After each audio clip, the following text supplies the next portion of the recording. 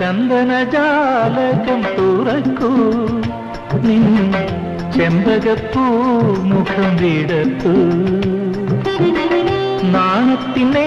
തിരി കൊളുത്തു ഈ നാട്ടുമാഞ്ചോട്ടിൽ വന്നിരിക്കൂ അഴകുഴിയും മിഴികളുമാ കുളിരണിയും മൊഴികളുമാ ഒരു മാത്ര എന്നെയും ക്ഷണിക്കൂ ഈ രാത്രി ഞാൻ മാത്രമാ പാതിരപ്പുള്ളുണർന്നു പരൽ മുല്ലക്കാടുണർന്നു പാഴ്മുളം കൂട്ടിലെ കാറ്റുണർന്നു